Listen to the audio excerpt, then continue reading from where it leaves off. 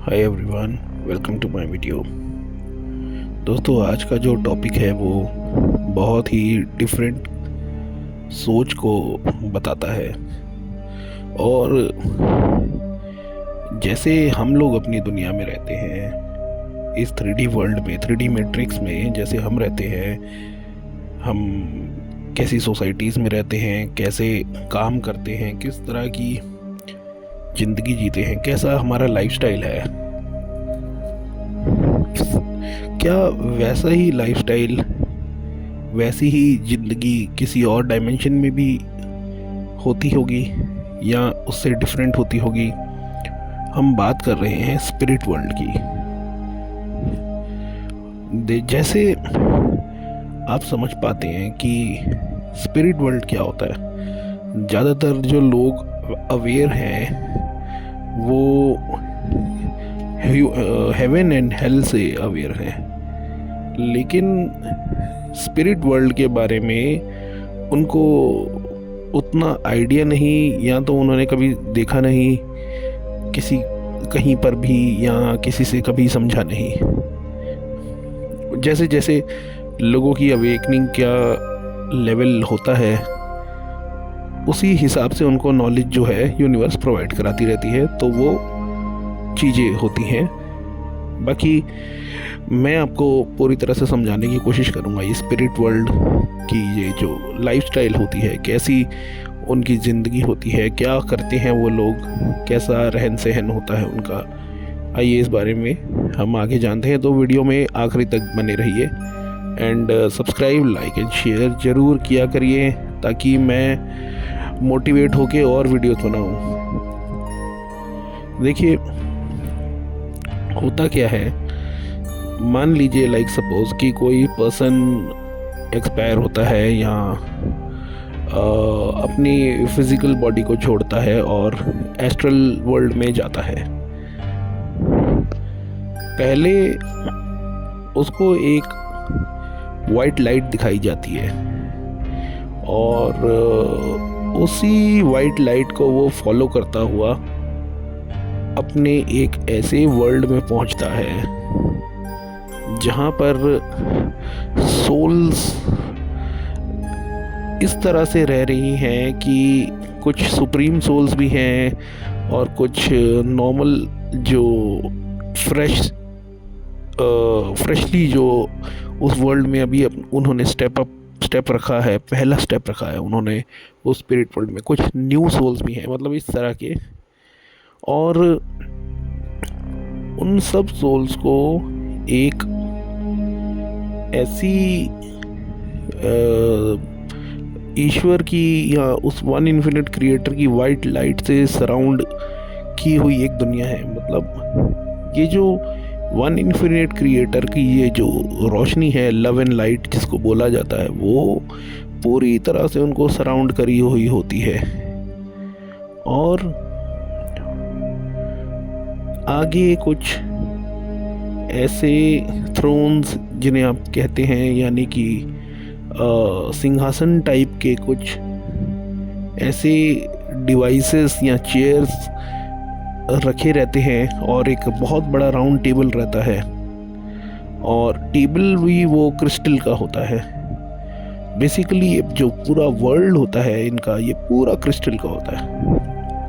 और वो वहाँ पे लाइट बॉडी फॉर्म में रह रही होती हैं, लाइट जिनको आप लाइट बीइंग्स कहते हैं। और उनके बीच कोई ऐसा जैसे ह्यूमंस मैरिज का कॉन्सेप्ट होता है, उनके यहाँ इस तरह का कुछ नहीं होता। और वहाँ कोई करेंसी सिस्टम नहीं है, वहाँ कोई गाड़ी वाड़ी इस तरह की चीज़ें नहीं है, कोई शोर शराबा, कोई पॉल्यूशन नहीं, कोई बिल्डिंग्स नहीं। मतलब ये जो अर्थ का जो मटेरियल है, ये सीमेंट, कंक्रीट वगैरह, इस तरह का आपको वहाँ पे कुछ नहीं मिलेगा। हाँ, ईथर से बनी हुई कुछ बीइंग्स वहाँ पे ज़रूर दिखते हैं, और वहाँ पर बहुत तेज़ orange light, yellow light, golden light भी होती है। और कुछ बीइंग्स गोल्डन कलर के भी वहाँ पे दिखते हैं। और कुछ ब्राइट रेडिश काइंड ऑफ, मतलब इस तरह की उनकी बॉडीज़ होती है। कलरफुल भी होती हैं और कलर्स उनकी बॉडी के चेंज भी होते रहते हैं। मोस्ट ऑफ द टाइम वो ईश्वर के उस प्रकाश जो जिनको आप वाइट लाइट या लेवन लाइट कहते हैं उससे घिरे हुए रहते हैं, और उनका वर्ल्ड भी पूरा जो है एकदम उस वाइट लाइट के ऊपर ऐसा बना हुआ है, इस तरह से दिखता है। लाइक वहाँ आपको क्लाउड्स जैसा मूवीज़ वगैरह में दिखाते हैं कि हेवन में पहुँच गए, क्लाउड्स दिख रहे हैं, ये वो, इस तरह का ऐसा कुछ नहीं होता। वहाँ पे सब एक दूसरे के साथ बैठते हैं और वो लोग ये मेडिटेशन करते हैं सब मिल के आपस में। और इसके अलावा वो ये प्लानिंग करते हैं कि हम धरती पे कुछ ऐसे लोगों को ज़रूर कांटेक्ट करें जो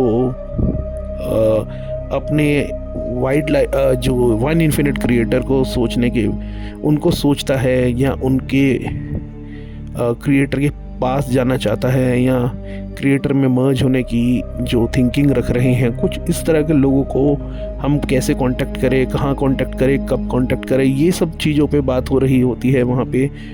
और ज़्यादा से ज़्यादा हम लोग कैसे मेडिटेशन के लिए और लोगों को इकट्ठा कर पाएँ, ये सब चीज़ें होती हैं वहाँ।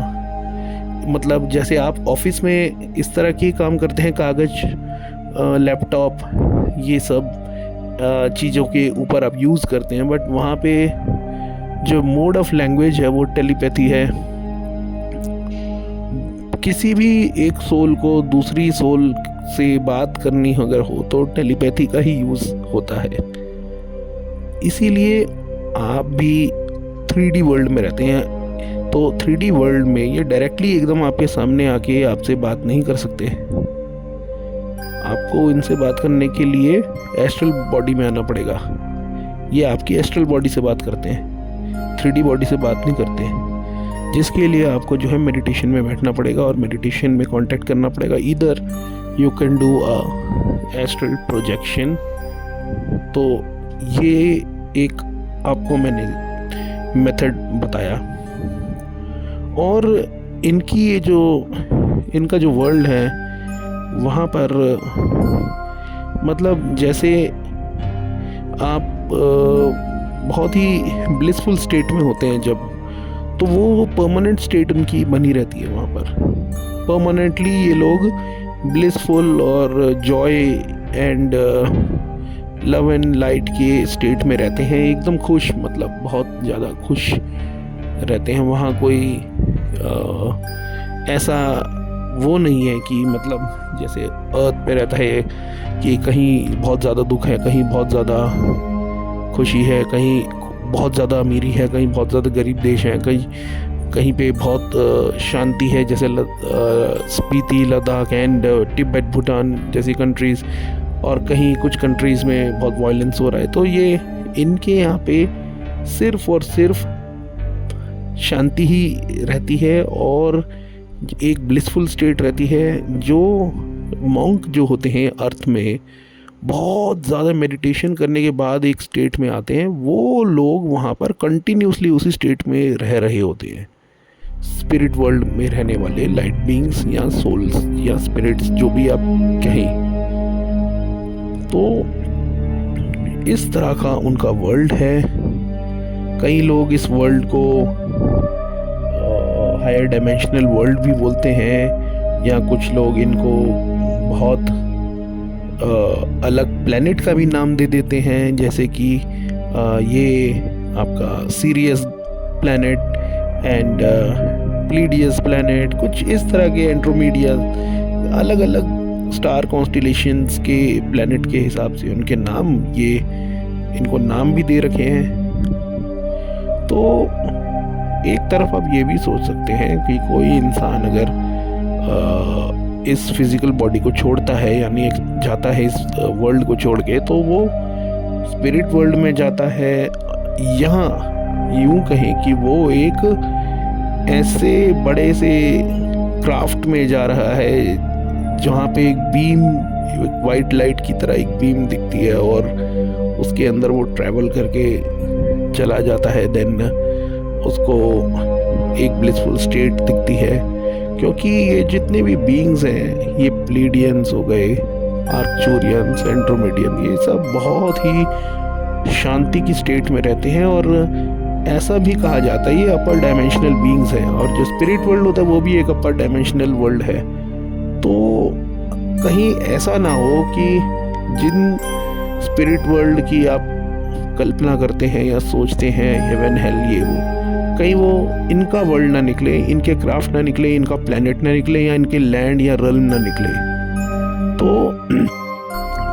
आप डॉट्स कनेक्ट कर सकते हैं। बाकी एक लेवल ऑफ इमेजिनेशन होता है हर इंसान का, तो हर कोई इस लेवल तक इमेजिन नहीं कर सकता। कईयों के लिए एक टैबू होता है ज़्यादा इमेजिनेशन रखना, कईयों के लिए एक टैबू होता है कि नहीं, मैं इतना इमेजिन क्यों करूँ, कि मैं कोई पागल हूँ। तो ऐसा भी इस 3D वर्ल्ड के लोगों का सबसे बड़ा एक माइंडसेट है, और इसीलिए ये लोग मोस्टली यहाँ पर ज़्यादातर असेंड नहीं हो पाते और एक्सटिंक्शन देखते हैं, डिस्ट्रक्शन देखते हैं। क्योंकि ये जो डिस्ट्रक्शन और एक्सटिंक्शन, केओस, जितनी भी नेगेटिव चीज़ें होती हैं, ये खुद ही मैनिफेस्ट करते रहते हैं 2400 घंटे। और कभी भी ये लोग जो हैं बाकी डायमेंशनल वर्ल्ड के बारे में नहीं सोचते, और इस तरह की अगर आप बातें इनसे करेंगे तो देन इनको रिलेटेबल नहीं लगेगा। तो ये इन्फॉर्मेशन काफ़ी सारी आपको इस बारे में, मैं आपको एक बुक बताता हूँ, the laws of the spirit world. आप ये बुक पढ़िए, इसमें अपर रल्म, लोअर रल्म, कैसे अर्थ एक स्कूल है, कैसे ये प्रोसीजर होता है कि कोई 3D वर्ल्ड में अपनी बॉडी छोड़ के ऊपर जाता है तो कौन उसे लेने आता है, कौन कैसे उसको लेके जाते हैं। देखिए, एक चीज़ मैं आपको बता दूं, यूनिवर्स में ना जो 3D वर्ल्ड को आप छोड़ के जाते हैं, इसके बाद जैसे लोग बोलते हैं सिंस किए होंगे, इनको मारा जाएगा, काटा जाएगा, ऐसा कुछ भी नहीं होता, ऐसा कुछ भी नहीं होता। और यूनिवर्स में कोई पनिशमेंट जैसा कुछ नहीं है, ये आप ध्यान रखिएगा। और जैसे 3D वर्ल्ड में हम लोगों को शुरू से ही, बचपन से ही डराया जाता है कि तुम ये करोगे, इस तरह का काम, तो ऐसे पनिशमेंट दी जाएगी, ये होगा, वो ऐसा कुछ कॉन्सेप्ट उधर उस किताब में नहीं लिखा। उसमें इस तरह से बताया है कि मतलब बहुत ज़्यादा जो हेट्रेड वाला काम, मतलब जो हीनियस क्राइम वगैरह जो करने वाले लोग होते हैं, उनको जो है लोअर रल्म में डाल दिया जाता है। लोअर रल्म, ध्यान रखिएगा, आप अपनी लैंग्वेज में उसे ये समझ सकते हैं, जैसे ये 3D वर्ल्ड है, उनको और निचले डायमेंशनल वर्ल्ड में डाल दिया जाता है, तो वो थोड़ा नेगेटिव वर्ल्ड होता है। तो आप उस वर्ल्ड के बारे में ज़्यादा ना सोचें, क्योंकि हम यहाँ पे पॉजिटिविटी डिस्कस करने आए हैं, और हमें अपर वर्ल्ड यानी कि हायर डायमेंशन के बारे में ही बात करनी चाहिए। तो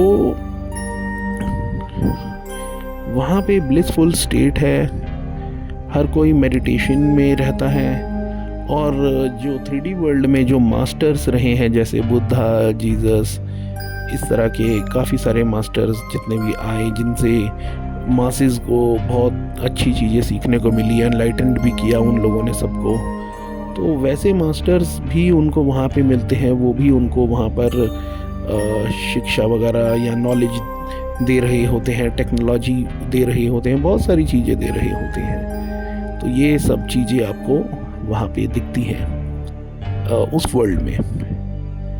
तो ऐसे बहुत सारी चीज़ें हैं। तो आप ये मत सोचिएगा कि बहुत ज़्यादा पनिशमेंट एंड ऑल, ये आप हमेशा ब्लिसफुल स्टेट का ही सोचेंगे तो आपको ब्लिसफुल स्टेट ही आगे आपका सबकॉन्शियस माइंड देगा। तो आई होप आपको मेरी बातें समझ में आ रही होंगी। प्लीज़ इसे शेयर कीजिए उन इंसानों के साथ जो इस वर्ल्ड के बारे में जानना चाहते हैं या समझने की कोशिश कर रहे हैं, या इस तरह की बातें वो लोग करते हैं, समझ पाते हैं। क्योंकि 3D वर्ल्ड में तो आपको जो इस तरह की बातें करने वाले लोग दिखेंगे वो वन इन्फिनिट क्रिएटर के बारे में ही बातें करने वाले लोग होंगे, जो कि हमेशा हारमोनियस स्टेट में रहना पसंद करते हैं। तो ये स्पिरिट वर्ल्ड के बारे में आपको कैसी लगी वीडियो, आगे भी बताइएगा, मैं इसका पार्ट 2 बनाऊंगा।